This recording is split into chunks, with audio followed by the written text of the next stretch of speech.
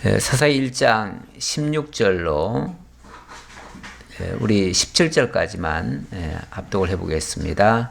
모세의 장인은 겐 사람이라 그의 자손이 유다 자손과 함께 종려나무 성읍에서 올라가서 아랏 남방의 유다 항무지에 이르러 그 백성 중에 거주하니라. 유다가 그의 형제 시므온과 함께 가서 스밧에 거주하는 가나안 족속을 쳐서 그곳을 진멸하였으므로 그 성읍의 이름을 호르마라 하니라. 아멘. 모세의 장인은 겐 사람이다. 지금 유다 지파를 지금 소개하고 있는 중이죠. 여호수아가 죽은 후에 그 다음 이제 일들이 어떻게 처리되는가를 지금 소개하고 있는 중인데, 먼저 유다 지파에게 하나님께서 맡기신 일들이 하나씩 진행되고 있습니다. 진행되고 있는데, 당연히 여호수아가 살아있을 때 순종을 잘 했어요. 그리고 장로들이 살아있을 때에도 비교적 잘 했습니다. 그런데 그 장로들마저 죽고 나니까 그 다음부터는 이제 이 유다 지파도 좀 불순종을 하게 되어집니다. 아직은 뭐 순종하는 장면이에요. 그런데 이제 조금 있으면 불순종 이야기도 나올 겁니다. 그래서 아직은 순종하는 장면이기 때문에 계속 소개를 드리도록 하겠습니다. 모세 장인은 겐 사람이다 그랬습니다. 그의 자손이 유다 자손과 함께 종려나무 성읍에서 올라가서 아랏 남방의 유다 항무지에 이르러 그 백성 중에 거주하였다. 모세 장인, 우리가 모세 장인 그러면은 어떻게 기억이 나죠? 출애굽기에서 이드로, 모세 장인은 이드로고 또 미디안 사람이다 그렇게 얘기를 했어요. 근데 여기 겐 사람이다 또 이렇게 얘기를 하네요. 이것 때문에 혹시 뭐 모세가 그러면 장가를 2번 갔나, 장인이 둘인가 이렇게 생각이 들 수도 있는데 그건 아니고요. 미디안 사람 중에서 겐 족속이다 그런 뜻이에요. 미디안 사람. 그러니까 나라 이름은 미디안이고요. 미디안이라는 나라에서 겐 족속이 살고 있었는데 바로 모세 장인이 그 자손이다 그 얘기예요. 그러니까 그냥 미디안 사람이에요. 그런데 이제 족속이 겐 족속이다. 그리고 그의 자손이 유다 자손과 함께 종려나무 성읍에서 올라가서 아랏 남방의 유다 항무지에 이르렀다. 유다 항무지라고 했으니까 유다 땅이 원래 남쪽까지 이어져 있거든요. 근데 남쪽은 사실 거기가 좀 남방 지역은 사막입니다. 사막이 있어요. 그래서 여기 항무지라고 하는데 아마도 원래 미디안 사람들은 미디안이라고 하는 곳이 어디냐면은 남쪽이고 뭐 광야거든요. 그러다 보니까 아마도 그쪽이 자기네들한테는 익숙했던 것 같아요. 그러니까 아마도 그 지역을 기업으로 받아서 사는데 크게 불만이 없었던 것 같고, 그래서 그 지역을 아마 점령하고 살았던 것 같습니다. 뭐 점령이라기보다는 유다 지파에서 그 땅을 내준 거죠. 이스라엘 백성들이 과거에 애굽에 내려갔을 때 애굽에서는 최북단이고 거기서는 제일 그 가나안 땅으로 가는 데 제일 가까운 지역이었죠. 그런 것처럼 이 미디안 사람 입장에서는 어쩌면 자기네들하고 가장 가까운 지역이 유다 자손이 살고 있던 데서는 남쪽이죠. 그래서 아마도 자기 고향과 가까운 쪽, 그쪽을 어쩌면 선호했을지도 몰라요. 이거는 뭐 그냥 유추하는 겁니다. 그렇게 중요한 건 아니니까요. 그래서 그 항무지 같은 데서 살았다라는 정도까지 이해하고요. 자, 그 다음 유다가 그의 형제 시므온과 함께 가서 스밧에 거주하는 가나안 족속을 쳐서 그곳을 진멸하였으므로 그 성읍의 이름을 호르마라 했다. 그러니까 호르마라는 말은 여호와께서 완전히 진멸을 시켰다라는 뜻이에요. 이 진멸이란 말은 완전히 멸망시켰다는 얘기 아니에요? 예. 근데 보통 완전한 멸망은 무엇 때문에 시키냐면 하나님께 바칠 목적으로 드리는 것을 완전 진멸이라고 그래요. 그래서 이거는 하나님께 바칠 목적으로 이것을 완전히 진멸시켜서 거기서는 뭐 사람을 이렇게 살려두고 이러질 않았던 것 같아요. 자, 그랬는데 이 시므온, 그의 형제 시므온과 함께 했다고 그러는데 시므온은 또 어떤 자손이었죠? 유다에게 시므온은 따로 기업이 없었어요. 따로 기업이 없고 유다 자손이 받은 기업 중에서 일부를 그 안에서 받은 거예요. 그래서 하나님이 원래 야곱을 통해서 약속할 때도 시므온에게는 기업을 따로 약속을 안 했어요. 그러니까 어찌 보면은 시므온은 기업이 없는 셈이에요.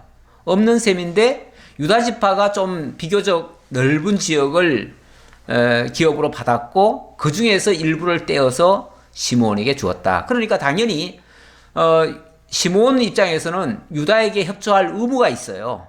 그렇겠죠? 거기서 기업을 쉽게 말하면 불화받은 거죠. 뭐 불화받은 거나 마찬가지죠. 그랬으니까 당연히 유다에게 협조할 의무가 있고, 그래서 이 스밧이라고 하는 그 지역 사람을 진멸하는 데에 이 시므온 족속도 함께 참여해서 그것을 완전히 진멸했다, 그 말입니다. 자, 그 다음 18절입니다. 유다가 또 가사 및 그 지역과 아스글론 및 그 지역과 에그론 및 그 지역을 점령하였고, 여기 가사, 아스글론, 에그론 이 지역은 나중에 이제 이 지명이 자주 나와요. 자주 나오는데 어느 지역이냐면 팔레스타인 지역이에요. 블레셋 지역, 블레셋.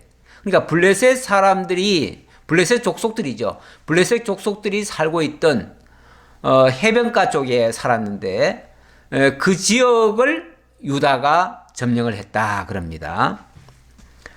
여호와께서 유다와 함께 계셨으므로 그가 산지 주민을 쫓아내었으나 골짜기의 주민들은 철병거가 있으므로 그들을 쫓아내지 못하였으며, 예, 지금까지는 계속해서 좋은 이야기가 나왔어요. 잘 순종했고 상당한 성과도 있었음을 이야기했습니다. 그런데 여기 첫 번째로 좀 그렇지 못한 장면이 나옵니다. 자, 일단 19절 다시 한번 보면요. 여호와께서 유다와 함께 계셨으므로 그가 산지 주민을 쫓아내었으나, 자, 여기까지는 잘한 거죠. 그러니까 유다 지파가 지금까지 하나님이 함께 하심으로 모든 일에 승승장구 잘 해온 거예요. 그래서 산지 지역까지도 잘 점령을 하고 하나님의 말씀을 순종을 잘했어요. 여기까지는 여호와께서 유다와 함께 계셨으므로 이렇게 말합니다. 하나님께서 유다와 함께 계셨으므로 하나님이 함께 하시니까 승승장구했다, 그 얘기예요. 그런데 골짜기의 주민들은 철병거가 있으므로 그들을 쫓아내지 못하였다? 아니, 지금까지 함께 하신 하나님이 그러면 그 골짜기에 와서는 하나님이 발을 빼신 건가요? 더 이상 나는 이제 너희들 안 도와주겠다 그랬을까요? 유도가 무서워서 안 하는 거지. 예, 아마도 물론 여기 자세한 설명은 없어요. 자세한 설명은 없지만 아마도 하나님의 인도하심, 하나님의 함께하심을 믿고 나아간 것이 아니고 여기서는 그 상대의 그 강력한 철병거를 먼저 본 거예요. 그걸 보는 순간 두려움이 엄습한 거죠. 그리고 나서는 이제 공격할 힘이 떨어져 버린 거예요. 의지가 약해져 버린 거예요. 그러니까 그럴 때는 솔직히 공격을 하려고 해도 두려운 마음에서 하기 때문에 성공을 못 해요. 마치 무엇과 같은 거 아니, 예수님께서 왜 밤에 가이사랴인가요? 거기 건너편을 가시는데 제자들이 밤에 굉장히 막 태풍이 불고 해가지고 다 죽게 생겼어요. 그래서 이제 두려워 벌벌 떨고 있는데 갑자기 예수님이 저기서 처벅처벅 걸어오시는 거예요. 물 위를 걸어오시는 거예요. 그러니까 베드로가 너무 반가워가지고 주님, 저보고 걸어오라고 하세요. 그러면 제가 가겠나이다. 그러니까 너무 두려우니까 예수님이 받아주시면 내가 달려가겠습니다. 그 얘기죠. 예. 그래서 예수님 믿는 믿음으로 예수님께 그렇게 호소를 했어요. 그랬더니 예수님이 오라는 거예요. 그래서 이제 그 바다로 뛰어들어가 가지고 예수님께로 갔어요. 가는데 잘 갔어요. 잘 가다 말고 갑자기 광풍이 막 치니까 그 파도를 본 거예요. 파도를 보니까 갑자기 놀래가지고 무서워가지고 그 파도를 보는 순간 갑자기 물에 빠져들어가 버려요. 예. 이 파도를 보는 순간 소위 말해서 예수님께 대한 믿음이 떨어져 버린 거예요. 떨어져 버린 거예요. 그러니까 그 순간 그냥 물 속에 빠져들어가는 거죠. 우리가 뭐 믿음이 있다고 하지만은 사실은 항상 그 믿음을 그대로 유지하고 있는 게 아니에요. 때때로 어떤 사건 만나면, 어떤 어려운 문제 만나면, 어떤 광풍 같은, 태풍 같은 거 만나면 순간적으로 우리가 그 믿음을 잊어버려요. 정말 하나님만 믿고 나아가다 말고 갑자기 그 일에 그냥 깜짝 놀래가지고 두려운 마음이 확 엄습해요. 그 순간 우리는 정말 믿음이 있는 사람인가 싶을 정도로 순식간에 거기서 그냥 그만 시험에 걸려 넘어지고 말아요. 이런 경우가 종종 있습니다. 여기도 엄밀한 의미에서 유다 백성들이 갑자기 그 골짜기의 철병거를 보는 순간, 그러니까 철병거가 있음으로 그들을 쫓아내지 못하였다 하는 말은 철병거가 있든지 말든지 하나님이 함께 하신다는 것만 알면은 가면 되죠. 그러면 무조건 무찔리는 거죠. 그런데 철병거가 있음으로 이 말은 철병거를 보는 순간 두려운 마음이 확 엄습했다 그 얘기예요. 그러니까 결국은 그들이 실패를 거둔 거예요. 여기서 첫 번째 실패예요. 그 실패의 이면에는 하나님에 대한 신뢰가 떨어진 거죠. 그래서 그 믿음이 없는 연고로 결국은 이 성공을 못한 거예요. 그게 결국은 하나님 앞에는 불순종한 셈이에요. 믿고 나가라고 했는데 지금 여호수아나 사사기나 한결같이 하나님께서 하신 말씀은 믿고 가라는 거예요. 그냥 내가 너희와 함께 할 테니까 믿고 나가라. 지금 이 얘기인데 가다 말고 뭐 멈칫해 버린 거죠. 그 멈칫하고부터는 이제 그다음부터는 이제 안 되는 거예요. 모든 게 다 안 돼요. 다 꺾여요, 이제. 그들이 모세가 명령한 대로 헤브론을 갈렙에게 주었더니 그가 거기서 안악의 세 아들을 쫓아내었고, 요 부분은 이제 갈렙이 한 일이니까 요거는 갈렙은 정말 잘했죠. 갈렙은 뭐 아주 성공적으로 그 자기에게 주어진 그 헤브론도 굉장히 그 원래 산지고 굉장히 악한 자들이 많이 살던 그 장대한 민족이 살던 곳이에요. 그래서 거기도 점령하기가 굉장히 어려웠는데 뭐 갈렙은 정말 믿음으로 그 땅을 점령했습니다. 이 부분은 이렇게 잘한 것과 잘못한 것을 지금 비교적으로 보여준 거예요. 그래서 갈렙은 믿음으로 승리했는데 유다 나머지 자손들은 이렇게 잠깐의 그 두려운 마음에서 실패를 했다. 요걸 지금 비교적으로 설명한 거예요. 자, 그 다음 21절입니다. 21절은 자, 유다 자손 다음에 베냐민 자손을 얘기를 합니다. 베냐민 자손은 예루살렘에 거주하는 여부수 족속을 쫓아내지 못하였으므로 여부수 족속이 베냐민 자손과 함께 오늘까지 예루살렘에 거주하니라. 이 베냐민 자손은 제일 막내 자손이죠. 막내 자손인데 이 막내 자손이 굉장히 중요한 위치를 점하고 있었어요. 거기가 어디냐면 예루살렘에 거주하는 여부수 족속이라고 그랬는데 이 베냐민은 유다의 날개 아래 깃들 것이다. 이런 식으로 예언이 돼 있었어요. 그러다 보니까 유다와 이웃하고 있는 곳, 유다의 보호를 받을 수 있는 그런 지역, 그런 지역의 기업을 받았습니다. 그곳이 바로 예루살렘이고요. 거기에는 여부수 족속이 있었는데 그 여부수 족속을 제대로 쫓아내지 못했다. 그것을 쫓아내야 되는데 못 쫓아냈다. 그 얘기죠. 그래서 베냐민 자손과 함께 여부수 족속이 오늘까지 예루살렘에 거주하니라. 이 사사기가 그 당대에 바로 기록이 된 게 아니고 좀 후대에 기록이 됐기 때문에 후대에 기록될 그때까지도 이 예루살렘은 제대로 빼앗지를 못했다 그 말이에요. 자, 그 다음 요셉 가문의 이야기입니다. 22절부터입니다. 요셉 가문도 베델을 치러 올라가니 여호와께서 그와 함께 하시니라. 자, 어쨌든 요셉 가문에도 하나님이 함께 하셨다고 하네요. 하나님이 함께 하시면 어떻게 되죠? 점령할 수 있죠. 요셉 가문이 베델을 정탐하게 하였는데 그 성읍의 본 이름은 루스라. 자, 베델 유명한 곳이죠. 거기는 옛날에 야곱이 가다가 이 돌베개를 했던 그런 자리입니다. 그곳에서 하나님의 약속을 받았고, 그래서 야곱은 하나님께서 무사히 돌아오게 하시면 이곳이 하나님의 집이 될 것입니다 라는 의미로 베델 이렇게 했어요. 그래서 베델이란 말은 하나님의 집이라는 뜻이에요. 굉장히 좋은 이름을 가지고 있어요. 근데 거기가 원래는 루스라고 하는 지역이었다 그 말이에요. 정탐꾼들이 그 성읍에서 한 사람이 나오는 것을 보고 그에게 이르되 청하노니 이 성읍의 입구를 우리에게 보이라. 그리하면 우리가 네게 선대하리라 하매 그 사람이 성읍의 입구를 가리킨지라. 이에 그들이 칼날로 그 성읍을 쳤으되 오직 그 사람과 그의 가족을 놓아 보내매 그 사람이 헷 사람들의 땅에 가서 성읍을 건축하고 그것의 이름을 루스라 하였더니 오늘까지 그곳의 이름이 되니라. 이곳이 원래는 하나님께서 베델이라고 하는 하나님이 계시는 집으로 약속을 한 그 땅인데, 자, 이 땅이면은 뭐 당연히 하나님만 믿고 그냥 나아가면은 그냥 점령할 거예요. 그런데 그냥 믿고 바로 나간 게 아니고 거기를 먼저 정탐했다고 하죠.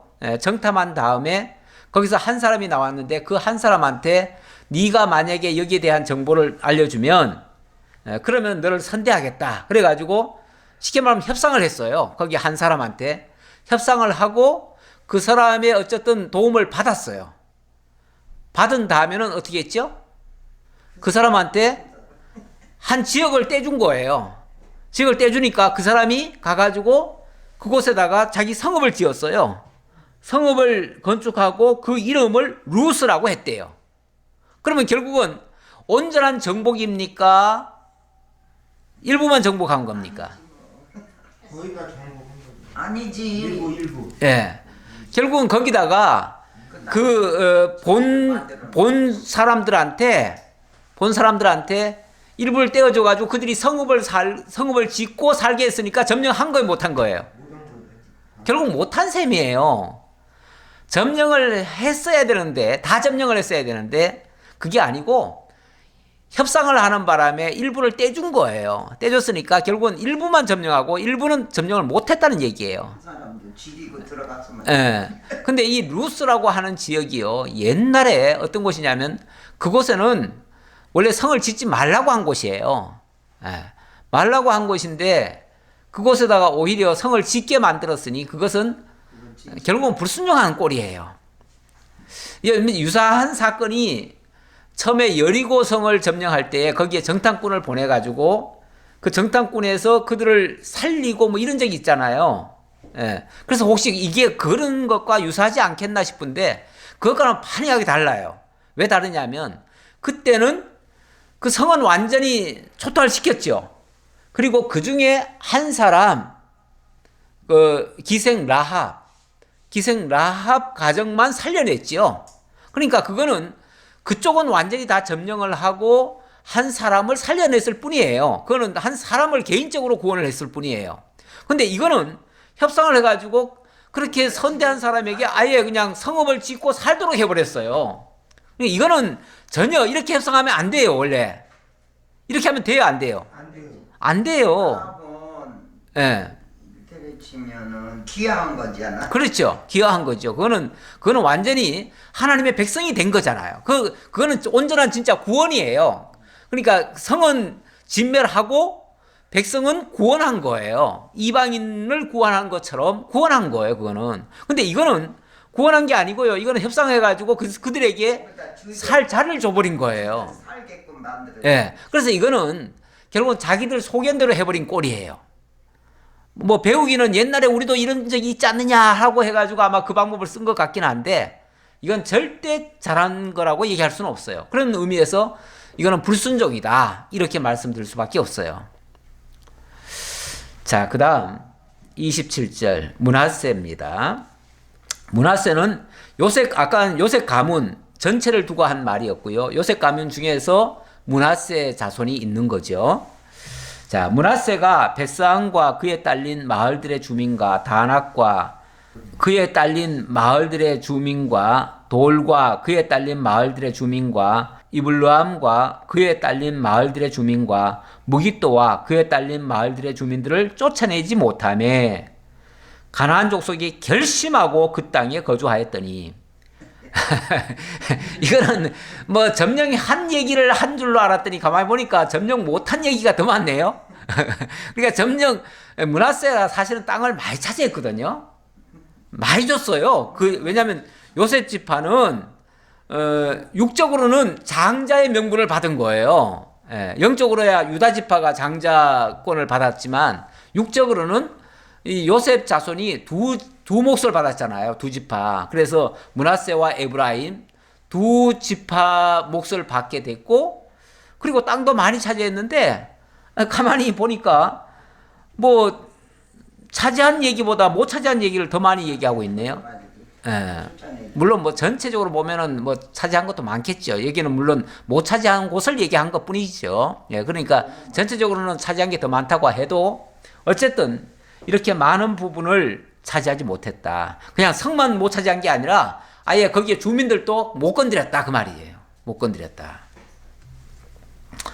그랬는데 그나마 28절에 보니까 이스라엘이 강성한 후에야 가나안 족속에게 노역을 시켰고 다 쫓아내지 아니하였더라. 처음에는 아예 점령도 못했고 나중에는 이제 이스라엘이 점점 나중에 가서 점점 강성해졌을 거 아니에요? 그때는 그들에게 약간 힘으로 좀 억눌러 가지고 좀 일을 시킬 정도, 노예처럼 일을 시킬 정도는 했다. 그것도 완전히 점령한 게 아니에요. 그러니까 힘이 모자라기 때문에 결국은 그들을 완전히 제압 못한 거예요. 제압을 못했기 때문에 결국 그들과 함께 살 수밖에 없었어요. 이것도 역시 불순종이에요. 자, 그 다음 그러면 요셉 자손 가운데 또 하나 지파인 에브라임은 어떻게 됐는가? 에브라임이 게셀에 거주하는 가나안 족속을 쫓아내지 못하며 가나안 족속이 게셀에서 그들 중에 거주하였더라. 역시 에브라임도 여기는 뭐 여러 곳은 얘기하지 않았지만 한 곳을 얘기했지만 그 한 곳을 제대로 쫓아내지 못해가지고 가나안 족속이 그들과 함께 거주할 수밖에 없었다. 자, 그랬습니다. 역시 에브라임도 불순종을 했다는 얘기고요. 자, 30절. 스불론은 기드론 주민과 나할롤 주민을 쫓아내지 못하였으므로 가나안 족속이 그들 중에 거주하면서 노역을 하였더라. 이 스불론 자손도 결국은 한 주민을 쫓아내지 못했어요. 기드론 주민과 나할롤 주민, 두 곳이네요. 두 곳을 쫓아내지 못했어요. 그래서 그들이 그곳에 거주하였는데 그나마 힘으로는 조금 제압을 해가지고 일을 시킬 정도는 됐다. 그 정도까지 했고 완전히 진멸은 못했습니다. 그 다음 31절 아셀이 악고 주민과 시돈 사람 주민과 알람과 악십과 헬바와 아빅과 르홉 주민을 쫓아내지 못하고 이 아셀은 북서쪽이라고 말할 수 있어요. 북쪽이면서 좀 약간 서쪽, 그러니까 해변가, 거기에 시돈이라고 하는 지역이 있었는데 아마 그쪽 지역을 기업은 받았는데 여기 지금 몇 군데가 차지하지 못했다라고 얘기를 합니다. 자, 그리고 32절 아셀 족속이 그 땅의 주민 가나안 족속 가운데에 거주하였으니 이는 그들을 쫓아내지 못함이었더라. 여기는 뭐 노역을 시켰다는 말도 없어요. 노역을 시켰다는 말도 없고 그들 중에 거하였다 이렇게 얘기하네요. 그들 중에. 그러니까 결국은 그들 틈바구니에 끼어가지고 살았다 그런 얘기예요. 예. 어찌 보면 그들은 여전히 원주민이고 그들이 쉽게 말하면 주인인 거예요. 그들이 주인이고 이들은 거기에 나그네처럼 들어가서 살게 됐다. 그런 얘기예요. 그러니까 상당히 불리한 위치에 있었던 거죠. 이거 역시 불순종이라고 말씀드릴 수 있고요. 자, 33절 납달리는 베세메스 주민과 베다난 주민을 쫓아내지 못하고 그 땅의 주민 가나안 족속 가운데 거주하였으나 베세메스와 베다난 주민들이 그들에게 노역을 하였더라. 예, 여기는 역시 쫓아내지는 못했는데 그나마 힘의 균형은 약간 더 기울어서 그들을 일을 시킬 정도는 됐다. 예. 자, 그런 얘기입니다. 그래서 이들도 온전히 순종은 못했다. 라는 얘기고요. 34절. 아모리 족속이 단 자손을 산지로 몰아넣고 골짜기에 내려오기를 용납하지 아니하였으며, 이번에는 단 자손 얘기하는데, 예. 단 자손은 아예 그 땅에 들어가지도 못했대요. 그 땅을 기업을 줬더니 그 땅에 쳐들어가야 되는데 그 땅에 아예 아모리 족속들이 들어오지도 못하도록 산지로 그냥 내몰아버렸대요. 그래가지고 쫓겨난 거예요. 쉽게 말하면 단 자손은 차지를 하기는 고사하고 같이 곁들여 사는 것도 고사하고 아예 산지로 쫓겨나 버렸대요. 예. 쫓겨났으니 이거는 말할 것도 없지요. 그래서 단 자손은요 원래 기업을 분양받은 곳, 쉽게 말하면 허락받은 곳, 그곳에 살지 못하고요 나중에는 저 북쪽으로 올라갑니다. 그래서 단 자손이 어찌 보면 참 유랑민족처럼 가다가 그래서 나중에 사사기 후반부에 가보면 그때까지도 단 자손은 기업을 못 얻었다 그런 얘기가 나와요. 기업을 차지하지 못해가지고 결국은 엉뚱한 데 가가지고 좀 한가하게 편안하게 살고 있는 지역을 점령해가지고 거기서 이제 정착하고 살게 되죠. 그것도 이 단자손으로서는 참 큰 실책이라고 말씀드릴 수 있죠. 자, 35절. 결심하고 헤레스 산과 아엘론과 사알빔에 거주하였더니 요셉의 가문의 힘이 강성함에 아모리 족속이 마침내는 노역을 하였으며, 이건 무슨 소리입니까? 원래는 단자손이 차지해야 될 기업인데, 단자손에게 준 기업인데, 단자손은 그 땅을 차지하지 못하고 산지로 쫓겨났다고 그랬잖아요. 쫓겨나고 나니까 나중에 요셉 자손이 힘이 조금 길러진 다음에 요셉 자손이 그 땅을 좀 차지해줬다 그 얘기예요. 그러니까 어찌 보면 남의 힘을 빌어가지고 그나마 기업을 완전히 송두리째 뺏긴 건 아니고요. 일부를 조금 회복한 것 같아요. 그 정도. 그러니까 요셉 자손의 힘에 의해서 조금 도움을 입어가지고 그 땅을 좀 차지하게 됐다. 아모리 족속의 경계는 아그라빔 비탈의 바위부터 위쪽이었더라. 그렇게 해서 어찌 보면 단 자손이 다 차지해야 될 땅을 아모리 족속들이 일부는 점령하고 단 자손은 조금 거기 얻어 사는 정도. 그것도 자기들 힘으로가 아니라 요셉 자손의 힘을 빌어서 조금 얻어 사는 정도. 그 정도로 단 자손이 살게 됐다. 그러니까 한마디로 말하면 지금 여기 아주 성공적으로 승리하고 땅을 차지하고 완전히 진멸시키고 이런 자손들이 있어요, 없어요? 없어요. 하나도 없어요. 결론적으로 말하면 다 불순종한 셈이에요. 다 불순종했어요. 한숨이 나와요? 믿음이 없어서 주니까 할 수 없지. 예. 어찌 보면 지금 그렇죠. 지도자가 없다는 게 이렇게 큰 차이가 있어요. 이 세상에서도 어떻게 보면은 지도자가 없는 거는 굉장히 불행입니다.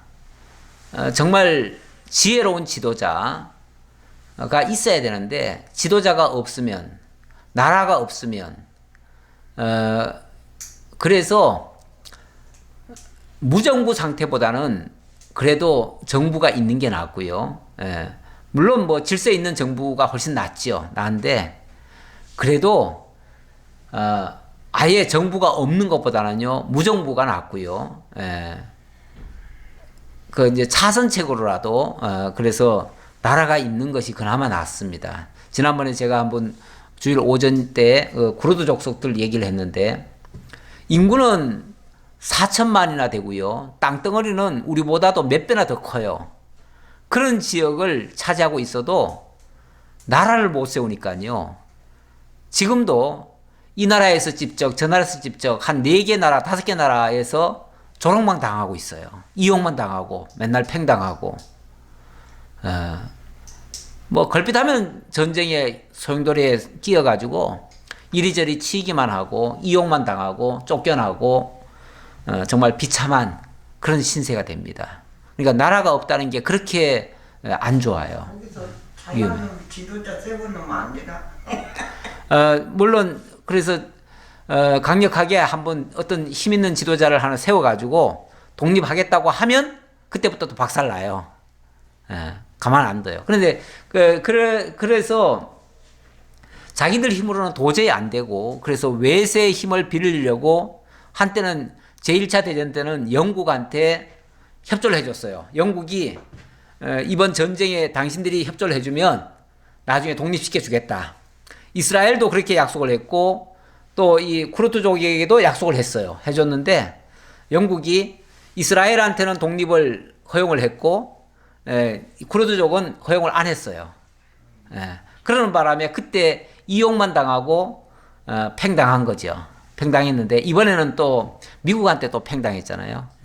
이번에는 미국이 이제 IS와의 전쟁을 하는데 미국 편에 서 가지고 미국을 도와주면 이제 좀 그 자치권을 줄 알고 왜냐하면 그들에게 나라만 인정해 주면요 나라까지도 안 바래요. 나라까지도 안 바래고 이번에는 자치권만 인정해 달라고 그랬어요. 자치권만. 자치권만 인정해 주면은 준 나라 정도로 무역도 할 수 있고 뭐든지 할 수 있거든요. 할 수 있는데 그거 허락해 달라고 미국한테 사정하고 그래가지고 미국을 대신해서 싸워줬어요. 그래서 IS를 무찔렀어요. 승리했어요. 승리했는데 그것도 안 해줬어. 미국이 갑자기 우리는 승리했다 선언하고 나서는 그리고는 군대를 다 빼버렸잖아요. 군대를 빼버리고 나니까 그냥 바로 터키가 그냥 바로 공격해버렸잖아요. 내가 괜히 쓸데없는 얘기를 했네.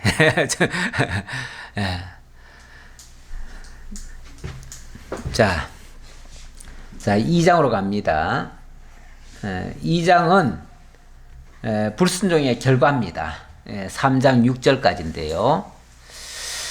2장 초반에는 이 사사시대 이전에 불순종했던 장면을 이야기를 하고요. 후반에 가면은 바로 이 당시에 불순종하는 장면을 다시 한번 언급을 합니다. 이들이 주로 불순종한 거는 하나님께서 금하신 이방 족속과의 통혼을 하고 또 이방의 우상을 용납하고 이런 일들이 큰 잘못이죠. 그런 잘못을 하는 장면이 소개되고 있습니다. 자, 2장 1절로 한번 또 보겠습니다. 여호와의 사자가 길갈에서부터 보김으로 올라와 말하되 내가 너희를 애굽에서 올라오게 하여 내가 너희의 조상들에게 맹세한 땅으로 들어가게 하였으며 또 내가 이르기를 내가 너희와 함께한 언약을 영원히 어기지 아니하리니 너희는 이 땅의 주민과 언약을 맺지 말며 그들의 제단들을 헐라하였거늘 너희가 내 목소리를 듣지 아니하였으니 어찌하여 그리하였느냐. 자, 여호와의 사자가 왔어요. 여호와의 사자가 왔는데 뭐하러 왔어요? 나무라로 왔거든. 예, 야단치러 왔어요. 야단치러. 여호와의 사자가 길갈에서부터 보김으로 올라왔다 그러는데 길갈이라고 하는 곳은 원래 해막이 있던 자리죠. 해막이 있던 자리인데 지금 이스라엘 백성들이 아마도 이 보김이라고 하는 곳에 와 있었던 것 같아요.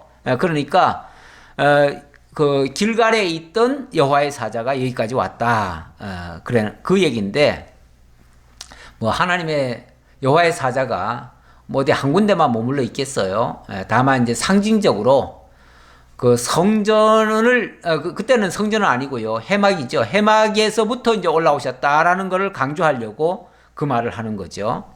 자, 이 말을 하는 의도 속에는 여기 또 내용에 설명이 돼 있는데 내가 너희를 애굽에서 올라오게 하며 내가 너희의 조상들에게 맹세한 땅으로 들어가게 하였으며 또 내가 이르기를 내가 너희와 함께한 언약을 영원히 어기지 아니하리니 자, 내가 언약했고 애굽에서 구원해 냈고 또 그리고 그 약속을 반드시 다 지켜줄 건데 왜 너희들은 내 언약을 잊고 그 언약대로 안 하느냐 그 말이죠.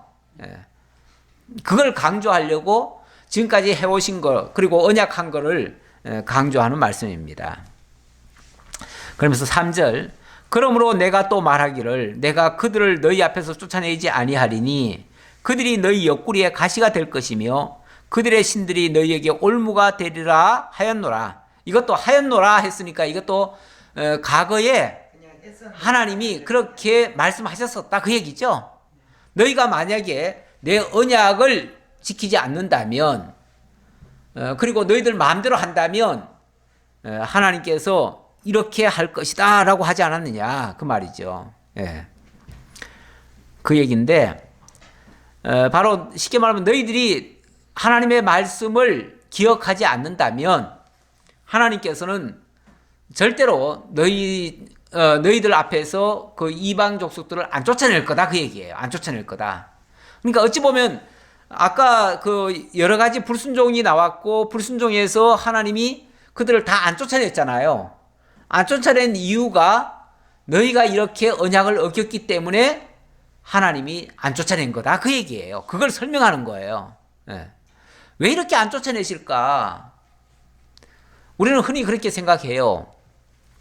아니 하나님이 기왕 주시려면 그냥 화끈하게 깨끗하게 완전히 다 정리해가지고 아무런 허물 없이 아무런 뭐 제약 없이 다시 말하면 악한 자들 싹 진멸시켜버리고 그리고 딱 주면 얼마나 좋아요.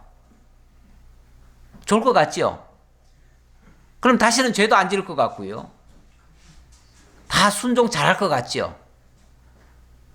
그런데 너무 좋은 환경에서만 있어 놓으면요. 진짜 하나님이 좋게 하시는 하나님인 것을 몰라요. 제가 흔히 예를 들기를 그 부잣집 아들내미들 뭐 걸릴 거 뭐 있어요. 부족한 게 뭐가 있어요. 모든 거 원하는 대로 다 주어졌잖아요. 그들에게 제약되는 거는 거의 없어요. 그런데 그들이 부모에 대한 은혜, 그 사랑, 그 감사, 그게 많을까요? 그런 자들은요, 항상 부족함이 없이 다 받았기 때문에 만족함이 없어요. 그걸로. 만족함이 없고, 만약에 거기서 조금이라도 부족하면요, 오히려 그 부족함을 엄청난 원망으로 돌리기 시작해요. 그래가지고 나중에 흥청망청 살다가 만약에 뭘 잃어버려요. 뭐 재산도 잃어버리고 경제적으로 많이 어려움을 당해요. 그러면 그때부터는요 원망 그런 원망이 없어요. 왜 계속 안 해주냐는 거죠. 왜 계속 공급 안 해주냐는 거죠. 그리고 나중에는 그 부잣집 자식들이 오히려 그 부모를 공격을 하고 부모를 정말 해하기까지 하는 그런 예도 가끔씩 있어요. 그래서 부잣집 아들이 뭐가 부족해가지고 저런 짓을 할까 그러는데 자기가 조금 어렵고 뭐 하면은 부모들한테 그거 내놓으라 그러고 재산 뺏으려고 하고 그래서 온갖 공작 다 하고 그래서 이런 것들을 하나님께서 옆구리에 가시가 되도록 하겠다. 그 옆구리에 가시가 때로는 필요합니다.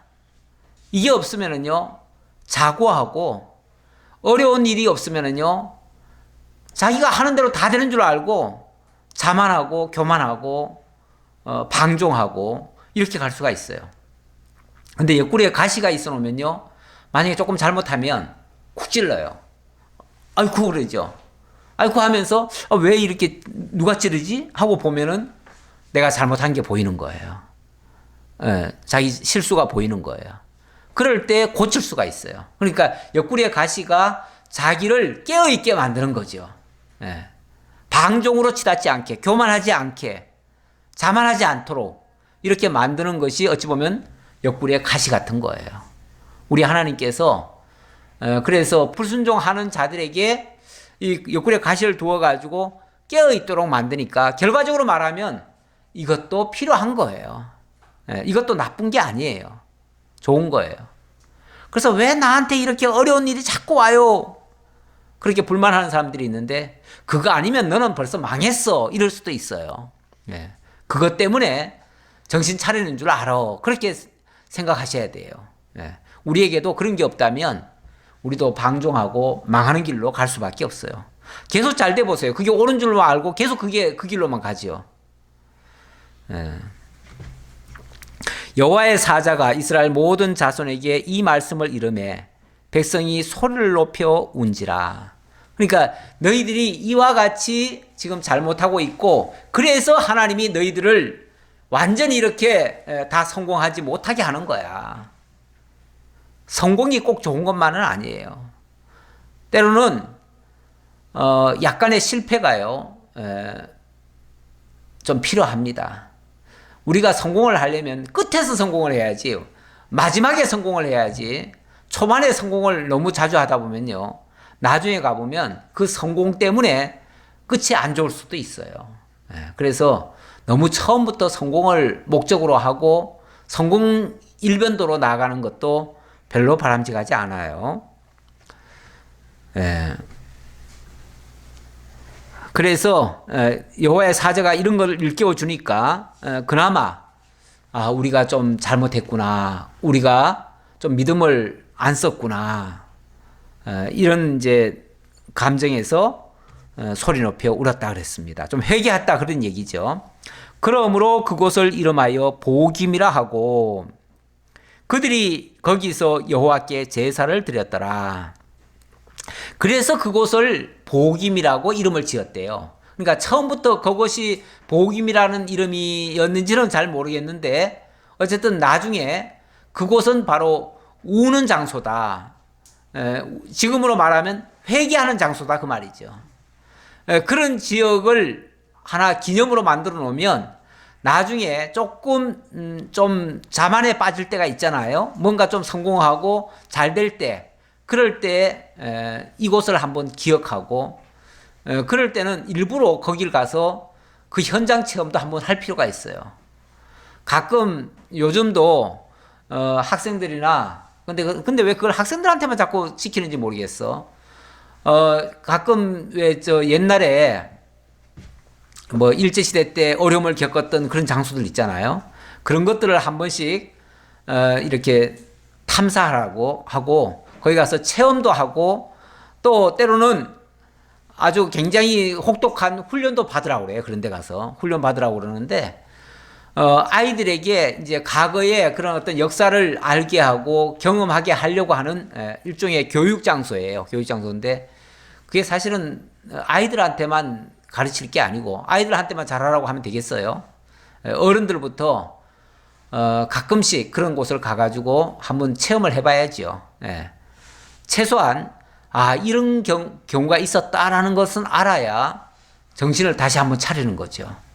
그래서 그런 역사적 현장은 필요합니다. 그래서 아픈 역사도 가끔씩 회상하는 것은 괜찮습니다. 자, 6절입니다. 전에 여호수아가 백성을 보내매 이스라엘 자손이 각기 그들의 기업으로 가서 땅을 차지하였고 백성이 여호수아가 사는 날 동안과 여호수아 뒤에 생존한 장로들 곧 여호와께서 이스라엘을 위하여 행하신 모든 큰 일을 본 자들이 사는 날 동안에 여호와를 섬겼더라. 이거는 이제 과거를 그렇게 이제 추억하는 거죠. 과거에 여호수아가 살아 있었고 그 장로들이 살아 있을 때는 백성들이 순종을 잘 했었다. 그 얘기죠. 잘 했었다. 그런데 여호와의 종 눈의 아들 여호수아가 110세의 죽음에 무리가 그의 기업의 경내 에브라임 산지 가스산 북쪽 딥낫 헤레스의 장사였고 그 세대의 사람도 다 그 조상들에게로 돌아갔고 그 후에 일어난 다른 세대는 여호와를 알지 못하며 여호와께서 이스라엘을 위하여 행하신 일도 알지 못하였더라. 바로 이랬다 그 말이에요. 왜 이런 일이 발생했을까를 생각해 보면 바로 그 해답은 여기였다. 그 시대의 사람들이 다 죽었다. 그 시대의 사람들이 다 죽고 나니까 결국은 여호와를 알지 못했다. 여호와를 알지 못하니까 하나님이 이스라엘을 위하여 행하신 일들도 까마득히 다 잊어버렸다. 사람들이요, 뭐 좋은 일이 있고 잘 되는 일은요 다 자기가 한 줄로 착각을 해요. 그래서 정말 하나님이 해주셨다 이렇게 생각을 안 해요. 잘 안 하고 혹시 잘못된 거 있으면 그거는 뭐 조상 탓을 하는 경우가 많아요. 그러다 보니까 정확한 역사 해석을 잘 못해요. 그래서 그럴 때는 역사적 현장을 확인을 시켜줘야 돼요. 그래서 이런 경험을 한번 간접적으로라도 하고, 그래서 과거에 우리 백성들이 하나님을 깨달았을 때는 이렇게 잘 순종했는데 하나님을 알지 못하니까 이렇게 불순종하더라라는 것을 그 현장 체험을 하게 해줘야 돼요. 그래서 이거는 그 당시 어찌 보면 백성들이 지금 상당히 좀 시리에 빠지지 않았겠어요? 왜냐하면은 뭐 하는 일들이 잘 안 됐잖아요. 그러니까 하나님께는 자기네들이 불순종했다고 생각을 하는 게 아니고, 불순종했다고 생각하는 게 아니고 하나님이 왜 우리를 안 도와주냐 이렇게 생각하는 거죠. 그렇죠? 사람들이 현실적으로 어려움을 만나면요, 내가 뭘 잘못했구나 라고 생각을 하는 게 아니라요, 왜 하나님은 나를 안 돌보시나? 진짜 하나님이 살아계신가? 좀 심하게 표현하면은 하나님 안 계신 거 아니야? 이렇게까지 의심을 하지요. 하나님이 계시다면 왜 우리를 안 도와줘? 왜 내 기도를 안 들으셔? 이렇게 나오지요.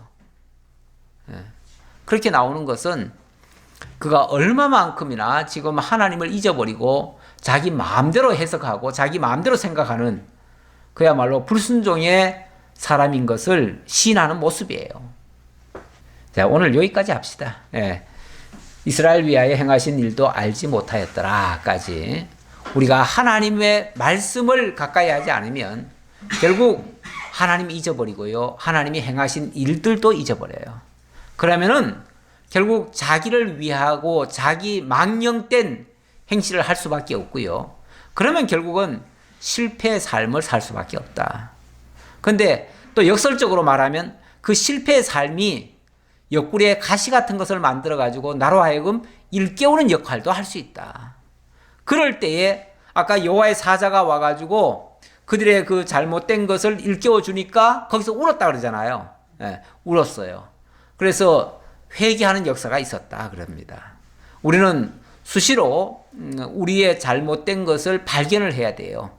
내가 잘못됐다는 것을 알아야 돼요. 그러면은 남을 탓하지 않습니다. 근데 자기가 잘하고 자기는 의롭고 자기는 할 일 다 했다라고 생각하면요, 그러면은 나는 정상인데 왜 이렇게 안 돼? 누구 때문이지? 이렇게 이제 남에게 원망을 돌려요.